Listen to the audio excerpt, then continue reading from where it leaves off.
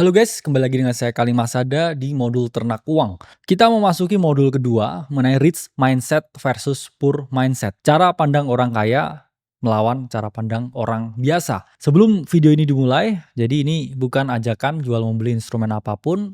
Ini adalah video personal finance untuk membantu teman-teman semuanya lebih melek keuangan. Sebelumnya udah saya jelasin mengenai apa itu personal finance dan di sini saya akan menjelaskan ke teman-teman. Apa sih perbedaan cara pandang orang biasa sama orang kaya? Saya dulu pernah jadi orang biasa dan sekarang alhamdulillah jadi orang kaya. Saya tahu gimana orang biasa mikir karena saya dulu orang biasa dan sekarang saya tahu bagaimana orang kaya mikir karena banyak teman saya ini sekarang orang kaya atau orang yang kita ngomong dalam taraf hidup yang sangat mampu, lebih dari mampu. Sehingga di sini saya bisa kasih tahu ke teman-teman sih, apa sih kira-kira orang-orang ya teman-teman saya yang udah triliuner itu gimana mereka ini cara mikirnya, apa yang mereka pikir, gimana duit mereka itu terus bisa bertambah banyak. Sedangkan orang biasa, duitnya udah nggak tambah banyak, utangnya tambah banyak, terus akhirnya hidupnya tambah menderita. Nah, banyak orang ini yang ingin lari dari yang namanya rat race. Rat race itu apa? Itulah hidup yang hanya hari ke hari. Hidup yang tidak memiliki hari esok. Hidup yang biasanya sangat pas-pasan. Hidup yang terpaksa mereka harus bekerja. Hidup yang mereka tidak bisa menghasilkan atau mendapatkan aset sama sekali. Dan mereka tidak bisa keluar dari rat race-nya. Karena kalau mereka keluar dari rat race-nya, mereka keluar dari pekerjaan, mereka mungkin besok dicari debt collector. Mungkin mereka anaknya besok nggak sekolah. Mungkin istrinya malam ini nggak makan. Sehingga mereka terpaksa untuk bekerja di tempat yang tidak mereka mau, di tempat yang tidak mereka inginkan, tapi harus mereka lakukan. Karena hanya itu satu-satunya cara mereka bertahan hidup.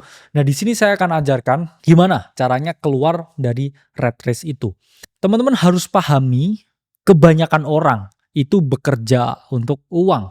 Tapi sebagian orang itu membiarkan uang bekerja untuk mereka. Atau orang, atau kebanyakan orang lah, ini menukarkan tenaga mereka, waktu hidup mereka, harapan hidup mereka untuk mendapatkan 5 juta setiap bulan.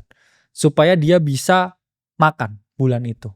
Tapi beberapa orang itu yang udah di tahap tertentu membiarkan uangnya itu lahir lebih banyak lagi. Uangnya jadi lebih banyak lagi. Sehingga mereka ini biasanya ya ini menggunakan orang yang rela menukarkan waktunya untuk uang untuk menghasilkan mereka lebih banyak uang lagi. Jadi saya tidak bilang di sini, oke ayo keluar pekerjaan atau oke salah nih jadi pegawai, jawabannya enggak. Ada tahap tertentu di mana kita harus melakukan hal itu karena hanya itu yang kita miliki. Sama kalau teman-teman ditodong pistol di jalan.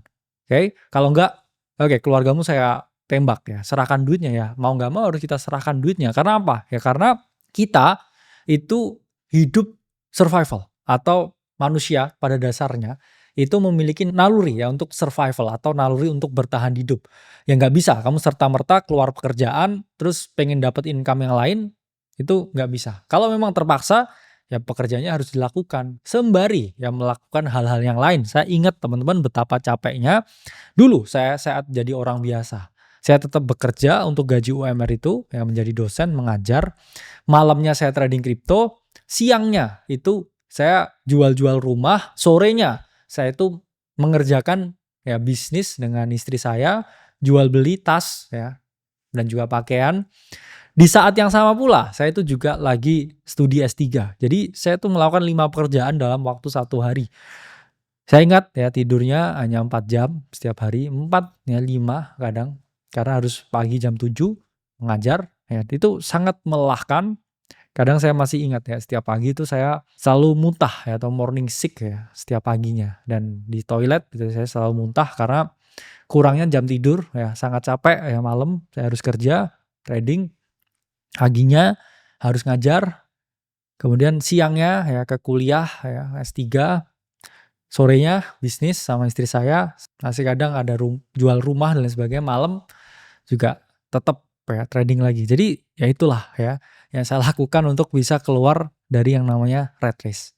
Apa yang akan kalian dapatkan setelah kalian menonton atau menyelesaikan modul ini? Pertama, saya ingin teman-teman merubah mindset kalian. Merubah fondasinya. Dihancurin ya fondasi dasarnya. Kemudian setelah semuanya hancur, teman-teman harus menemukan yang namanya sistem.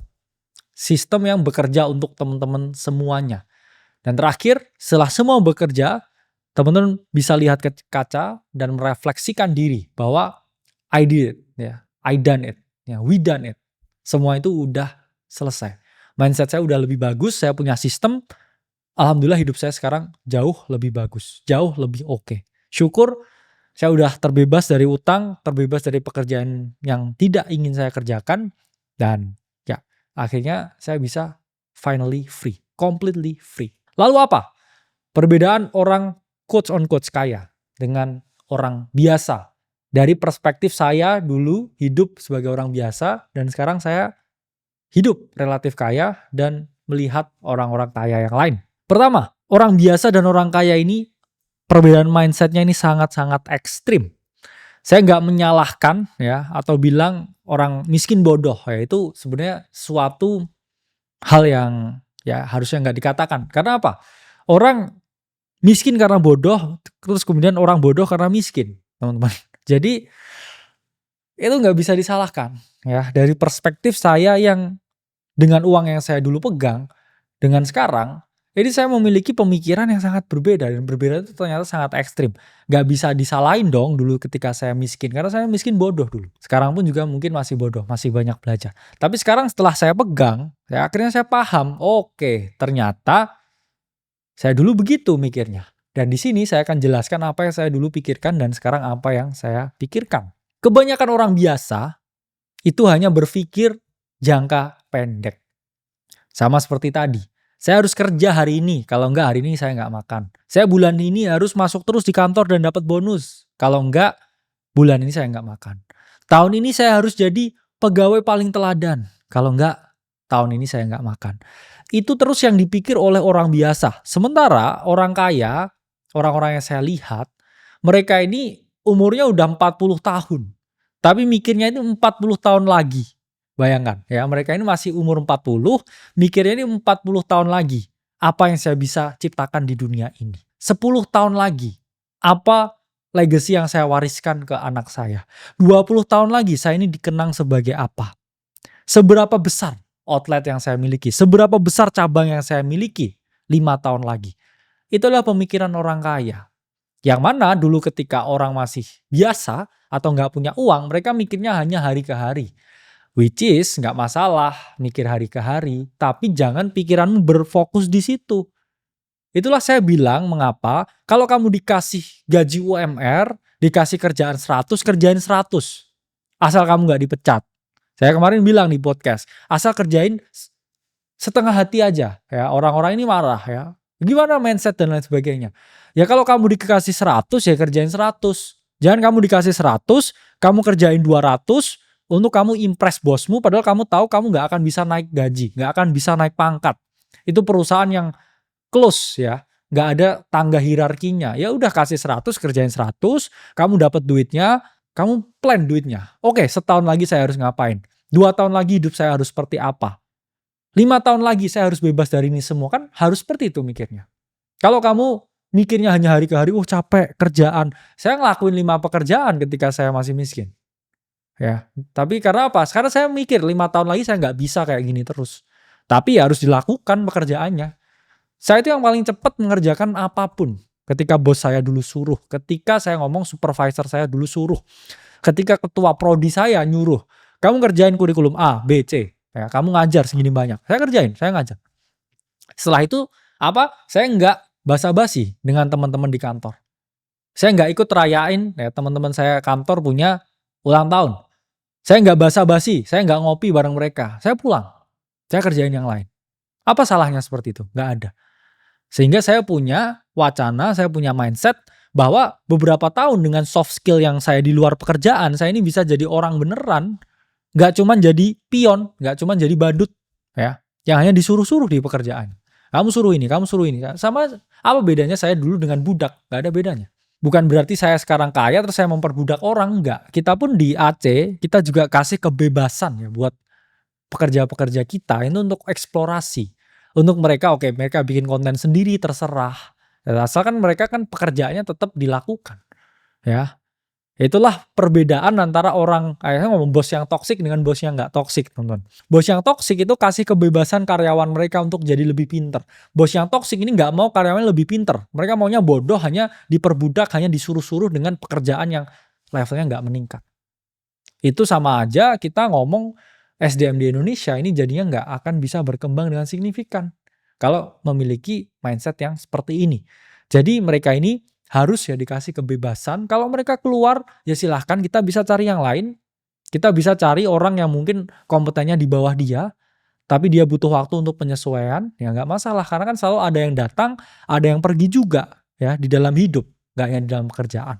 Jadi itu ya perbedaan mindset orang biasa dan juga mindset orang kaya. Kalau kamu mau dari biasa jadi kaya, yuk mikir ke depan ya, diperbaiki dulu ya landscape-nya. Oke, saya tahu kamu cari makan untuk hari ini, ya lakukan setengah hati. Karena itu hanya makan. Kamu kan nggak yang oke saya mau makan ini, enggak. Saya dulu nggak pernah, sampai sekarang nggak pernah picky ya untuk makan apapun. Di depan sini ya, ada nasi bungkus ya saya makan. Bahkan dulu ketika saya jadi orang biasa, ya saya tuh gaji UMR, jadi dosen gaji 4 juta. Portofolio kripto saya udah miliaran waktu itu. Saya tuh masih datang ke setiap sholat Jumat. Terus saya dapat 2 bungkus nasi. Satunya untuk saya, satunya untuk istri saya. Ini cerita yang real. Supaya apa? Saya save makan Gojek 100.000 siang itu. Malamnya saya kerja lagi. Porto saya udah kayak, saya setiap posisi udah ratusan juta tuh setiap hari. Ya win lose ratusan juta. Saya masih hemat untuk 100.000. Karena apa? Saya masih merasa saya orang biasa waktu itu. Oke, belum di titik sekarang. Jadi perbedaan ya, mindset orang biasa dan orang kaya ya luar biasa bedanya. Di sini ada data dari global ya, Gallup mengungkapkan bahwa 46% populasi di dunia ini lebih memilih uang sekarang satu daripada setahun untuk dia jadi double. Itu 46% di dunia. Saya nggak menyalahkan. Kenapa? Karena mereka kan butuh sekarang. Oke, saya kalau sekarang punya duit, saya langsung bisa seneng-seneng ya, instant gratification. Tapi kalau orang kaya ya, atau 54% kita ngomong populasi lainnya, nggak tahun depan, tapi double. Karena apa? Karena mereka nggak butuh uang untuk harian. Karena apa? Harian bisa mereka cover. Nah inilah perbedaannya. Kalau kamu mau menjadi orang yang lebih oke ya ke depannya, selalu punya mindset jangka panjang ya. Jangan mau teman-teman cuman mau dikasih satu. Mending nunggu 1 tahun ya. Oke. Tapi kamu dapat 2 ya. In the meantime ya kamu survive ya. In the meantime harus survive. Ya. Inilah teman-teman yang punya mindset investasi, ya mindset menabung. Ngapain misalkan kamu punya gaji nih sekarang ya dikasih 10 juta. Antara kamu mau investasikan untuk jadi 20 juta tahun depan atau misalkan pengen kamu buat staycation nih di sini ya sama cewek gitu. Ya. Yang bukan istrinya pula ya. Mau kamu apain duitnya? Apakah mau kamu 10 juta ini kamu habiskan sekarang atau 10 juta ini udahlah ya saya tabung ke aset finansial, saya pengen double tahun depan. Karena jarang sekali orang yang punya mindset itu bener ya saya ngomongnya. Mindsetnya ini tentang kepuasan, ya, kenikmatan sesaat untuk hari ini saja. Jangan punya mindset seperti itu ya, punya mindset terus ke depan. Ya ini ya, data dari Gallup International. Di sini, ini bukan saya yang ngomong tapi data. Orang di negara berpendapatan rendah atau kita ngomong orang di negara miskin itu cenderung tidak sabaran. Mereka pengennya instan, mereka mau kayanya itu cepat.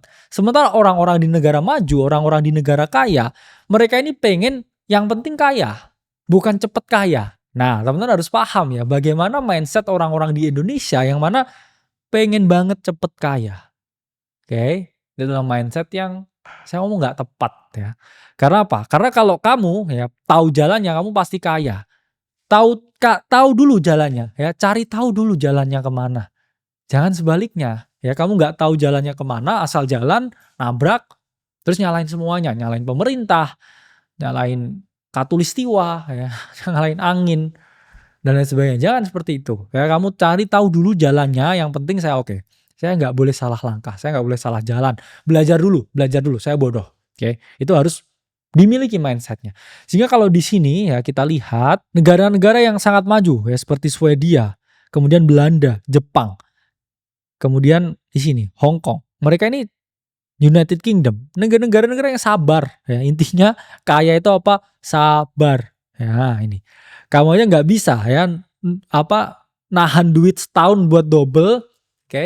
Terus kamu pengennya kaya cepet, ya nggak bisa. Ya harus punya kesabaran dong, ya. Melakukan apapun tuh harus memiliki yang namanya kesabaran. Dan kedua, ya perbedaan saya ngomong yang sangat mendasar dari orang biasa dan orang kaya itu adalah tujuan mereka bekerja.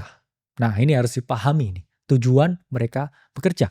Orang biasa cenderung bekerja untuk uang, tapi orang kaya bekerja untuk pengalaman. Nah, tadi balik lagi nih, pasti disalah-pahamin. Oke, ya saya kan emang butuh uang. Saya kan harus punya uang ya untuk membayar dan lain sebagainya. Saya nggak masalah dapetin gaji yang lebih rendah dulu ketika saya miskin, tapi saya bekerja dengan orang yang lebih pintar, orang yang sesuai dengan visi saya, orang yang hidupnya saya mau, supaya nanti saya bisa menjadi hidup seperti orang yang saya mau itu. Orang biasa ini cenderung misalkan ya, mereka harus hanya potong rumput aja nih atau pekerjaan yang sangat kasar. Itu mereka mau misalkan di situ digaji 5 juta daripada mereka di creative designer atau misalkan di suatu agensi influencer yang mana itu bayarnya 3 juta. Orang biasa ya atau misalkan contoh ya di sini ya kerja bareng kita, kerja bareng saya Kalimasada atau Bro Timothy. Mereka ini cenderung oke, saya mau potong rumput aja ya dibayar 5 juta daripada kerja sama Kalimasada sama Timothy Ronald cuman bayarnya 3 juta.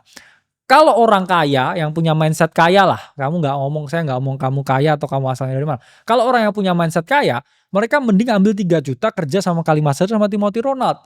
Satu, dia itu akan ngerti ya bagaimana kita ini mikir, oke. Dua, kalian akan dapat bocoran gimana orang seperti kita itu bekerja. Tiga, kamu pasti akan jauh lebih jago tentang bisnis dan lain sebagainya karena kamu bisa lihat kita. Empat, kamu bisa dapetin koneksi yang kita dapetin. Dan lima, kamu ada chance untuk merubah hidupmu daripada kamu cuman mau potong-potong rumput dapat duit 5 juta. Nah, itu contoh. Contoh juga ya misalkan ya di skenario yang lain, kamu bisa nih ya bekerja di tempat yang saya ngomong lah di pabrik ya, sangat monoton. Oke. Pekerjaannya hanya memotong-motong ya atau kayak repackaging ya barang, hanya repackage sesuatu yang bisa dikerjain robot. Ya, itu misalkan kamu di sana yang gede ya 10 juta atau di luar jadi TKI, jadi babu di sana. Di mengerjakan ya tangan gini, gajinya 15 juta. Atau di skenario yang lain kamu bisa di kreatif agensi, gajinya 5 juta. Kamu mungkin ya dengan thinking orang biasa, oke, saya 10 juta ya, saya jadi budak ya. Hanya kayak ngepak-ngepak. Tapi kamu nggak memilih misalkan 5 jutanya ini ya. Padahal 5 jutanya itu kalau kamu kerja ya di suatu agensi, ada chance kamu ketemu artis, 2 networking lebih bagus, 3 kamu kayak tahu ya dunia lebih luas, 4 kenalanmu tambah banyak. Yang mana kamu bisa jiplak, oke, agensi ini cara kerjanya seperti ini. Oke. Saya jadi karyawan terbaik bos saya ya misalkan ya 2 tahun baru setelah itu kamu bisa punya pekerjaan yang sama sendiri. Apakah itu oke, ini nggak etis nih ya karyawan saya keluar dan sebagainya. Itu kan hak kamu sendiri, hak dia juga mau keluar. Jadi kamu harus paham ya, jangan bekerja untuk uang. Tapi bekerja untuk pengalaman, ya harus bekerja untuk pengalaman. Bahkan saya pun ya sekarang kalau tiba-tiba dipanggil ya sama Ray Dalio ya untuk di sana, untuk kerja sama dia ya dengan bayar yang kecil ya atau malah nggak dibayar lah, saya mau. Karena apa? Ya karena saya akan jauh lebih pintar ketika saya belajar dengan Ray Dalio langsung. Akan jauh lebih luas ya network yang saya miliki dengan Ray Dalio daripada yang saya miliki di sini. Ya setengah mati pun juga saya cari nggak akan dapat ya network yang sama dengan Ray Dalio. Itulah mengapa orang kaya selalu bekerja untuk pengalaman bukan untuk uang. Famous quotes ya by Robert Kiyosaki. Most people chase paychecks but the rich chase knowledge. Orang kaya itu selalu cari knowledge. Ya, orang miskin atau orang biasa hanya cari cash, duit ke hari ke hari. Harus dipahami perbedaan mindset yang mendasar. Jenis barang yang dibeli oleh orang kaya dan orang biasa ini cenderung berbeda. Orang kaya itu selalu beli aset, ya teman-teman. Kita nggak ngomong cuman kripto aja, saham juga, obligasi, reksadana, ya semua itu adalah berbagai jenis aset. Tapi orang biasa kalau punya duit dikit, mereka mau beli baju mewah ya, beli jam tangan bling-bling dan lain sebagainya supaya dia dipersif kaya oleh orang lain padahal dia enggak, dia orang biasa aja. Itu adalah mindset yang salah. Orang kaya itu selalu membeli aset, sesuatu yang naik nilainya dan kasih duit ke kantongnya. Orang miskin itu membeli sesuatu untuk terlihat kaya padahal dia tidak kaya. Ya, itu perbedaan yang sangat amat mendasar. Itulah mengapa kita sangat kesel nih dengan orang yang punya duit dikit, ya punya Brio langsung dimodif ya. Pintunya bisa dinaikin, oke. Terus kemudian dikasih knalpot. Mobilmu jelek, ya. Itu adalah tamparan kita supaya nanti apa? Kamu ini bisa beli Mercedes-Benz ya. Tabung dulu duitnya jangan dibuang. Ya, nanti bilang ya, "Tapi Bang, ya kan, ini kan apresiasi orang beda-beda." Iya, apresiasimu beda tapi jelek gitu kan. Ya gimana kamu ini punya mindset yang oke, ya, supaya dapetin duit lebih banyak lagi, ya. Nanti bisa ya beli McLaren atau Porsche. Sabar dulu ya, nabung dulu. Jangan duitnya dihambur-hamburin dulu ya, buat beli Brio ya, KRL dulu. Ya, jangan Brio dulu, KRL dulu, ya. Tapi Bang, ya saya pengen ya kayak sama cewek ini. Enggak, ceweknya nanti dulu atau cari yang mau sama kamu apa adanya. Ya nanti dulu, sabar dulu, nafsunya ditahan dulu. Ya, cari duit sebanyak-banyaknya ya, acquire more asset, ya, beli kripto, beli saham, beli reksadana, beli apapun itu. Ya nanti akan kita jelasin di dalam. Ya, punya mindset dulu. Ya, sabar dulu, teman-teman. Saya dulu punya duit juga miliaran, saya sabar. Ya, sabar. Nggak beli mobil dulu. Ya, masih pinjem punya orang tua saya mobilnya. Baru duit saya banyak, saya dulu punya BMW X1. Terus beli rumah ya di Villa Puncak Tidar di Malang. Karena punya miliaran dulu ya, sabar dulu, sabar, tenang. Enggak saya punya duit langsung oke, saya pengen rumah 500 juta atau saya pengen beli ya Yaris gitu. Jelek. Enggak. Ya mending saya pinjem dulu orang tua saya. Saya baru punya duit, saya baru beli beneran mobil yang bagus. Apa perbedaan aset dengan utang atau liabilitas, tanggungan? Aset definisinya itu nambah uang ke kantong kita ya. Misalkan kamu beli kos-kosan, setiap bulannya kamu akan dapat uang kos ya, dapat yield, dapat cash lagi. Liabilitas itu mengurangi uang di kantong Anda. Misalkan kamu nggak beli kos-kosan, tapi beli resort ya. Yang ada ya, ini justru minus cashnya apa? Karena kamu setiap bulan harus ya rumah yang tidak dipakai itu harus di maintenance. Bukan jadi aset tapi jadi liabilitas. Dua, tujuannya menghasilkan cash flow aset ya. Punya kos-kosan, dapat bulanan kos-kosannya, dari bulanannya ntar dibeliin kos-kosan lagi. Duit jadi duit. Tapi kalau liabilitas itu nambah beban. Ya ada biaya setiap bulannya. Sama juga nih misalkan punya mobil, kamu sewain mobilnya atau kamu jadiin Grab, orang yang operasiin, terus kamu dapat duit. Itu lebih oke daripada misalkan kamu beli BMW F30 buat gaya-gayaan.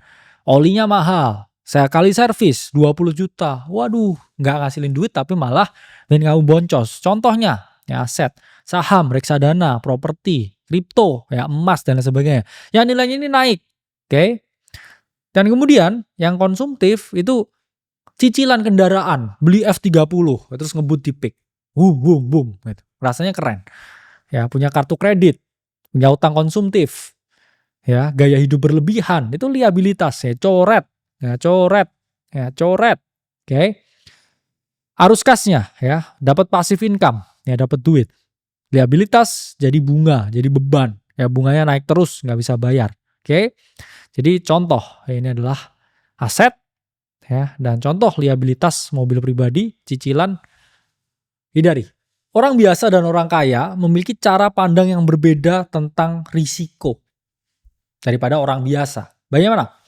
Orang biasa itu cenderung takut dengan risiko. Ya, ditawarin bisnis, haram, nggak mau. Investasi kripto, haram. Itu orang biasa, itu orang miskin. Itu mindset orang miskin. Kenapa? Karena dia belum lihat prospeknya, dia udah nolak. Ya, nih aku punya nih kayak, enggak, kamu nawar-nawarin asuransi. Atau misalkan temen ngirimin proposal, sekarang ya dulu nggak temenan sama aku, nggak mau. Itu mindset orang miskin. Ya. Gimana kalau temanmu nge-pitch deck kamu yaitu adalah teknologi terobosan AI ya yang mana itu bisa diintegrasikan ke semua sistem keuangan di lintas daerah. Ya. Hanya karena kamu nggak seneng sama orangnya, kamu nggak mau. Kamu dulu nggak suka aku sama kamu. Itu mindset orang miskin. Karena apa? Dia itu selalu skeptis. Makanya kita ngajarin tentang apapun ya, keuangan, Bitcoin, kripto. Kamu bisa baca komentarnya di TikTok itu seperti apa. Karena orang itu sangat tidak terliterasi keuangan. Tapi orang kaya, ya rich guy, ya rich people, ya rich bitch, ini selalu memiliki pemikiran bahwa saya harus mengambil risiko yang terukur. Asymmetric bet. Oke nih, kripto udah naik ya setelah 3 tahun, kemudian bear market 1 tahun udah drop 70%. Waktunya taruh banyak di sini. Atau misalkan saham di Indonesia udah drop puluhan persen, 40-an persen. Ini potensi nih bottom ya setelah dia drop seperti ini. Waktunya kita beli di sini. Ya, kalau orang biasa atau orang miskin lihat saham drop 40%, wah, krisis 98. Ya, itu mindsetnya orang yang nggak punya duit atau cashless ya, orang yang miskin, nggak tahu ya. Jadi orang kaya itu selalu mengambil risiko terukur, orang miskin itu nggak mau mengambil risiko. Dan ini perbedaan risiko terstruktur dan juga risiko yang tidak terukur. Ya, secara definisi terukur itu dapat dihitung dan dianalisis secara statistik dan data historis. Misalkan terukurnya ya harga suatu aset saham, ini udah drop 70%. Ya, chances dia drop 70% lagi ini kecil. Makanya di sini saya melakukan pembelian dan kalau dia naik saya bisa untung 300%. Itu risiko terukur. Risiko yang tidak terukur itu nggak ada jelas. Ya, misalkan kamu mau investasi robot trading. Ya. Ini konsisten profit 200%. Mana? Coba lihat laporannya. Coba lihat prospektusnya. Nggak ada. Tapi teman saya join. Oke, saya join. Itu risiko yang tidak terukur. Risiko orang bodoh. Ya. Kemudian basis pengambilan keputusan, data. Apa datanya? Siklus halving. Siklus utang. Kondisi ekonomi di Indonesia, ya. Terus kayak tidak terukur. Ini asumsi saya, ya. Feng shui saya, neton saya, ya. Atau dari dukun gitu kan, dari dukun terus ini kayaknya bagus nih feeling saya, ya. Investasi batu akik gitu. Nah ini coret. Ya. Ciri utama, risiko terukur tuh bisa dikendalikan. Ya, kita mau input berapa buat dapetin output yang tepat. Tapi kalau risiko yang nggak terukur, bersifat unknown. Nggak bisa dikontrol, nggak diketahui ya entitasnya ini nggak bisa kita lihat. Dan contoh perilakunya yang terukur, beli aset, diversifikasi portofolio, risiko yang nggak terukur, FOMO. Ya, lihat apa-apa, beli. Temennya ikut robot trading, ikut robot. Nah, ini hal yang nggak bisa teman-teman lakukan. Dan kemudian cara pandang terhadap keadaan antara orang kaya dan orang biasa itu sangat berbeda. Orang biasa cenderung terjebak di situasi. Tapi orang kaya ini memanfaatkan peluang untuk opportunity. Contohnya COVID. Orang biasa udah mati kita. Bisnis kita hancur. Tapi orang yang kaya ketika COVID itu malah jadi tambah kaya lagi. COVID apa? Solusi, jual masker. Jual virtual office. Kita jembatani rapat dengan VR.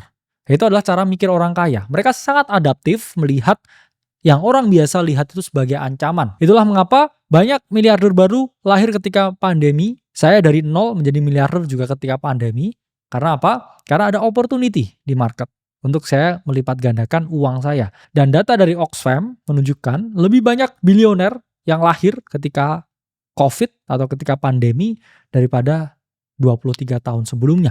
Jadi krisis selalu memberikan opportunity bagi mereka yang mau melihat dan mau mereka yang berpikir dengan benar.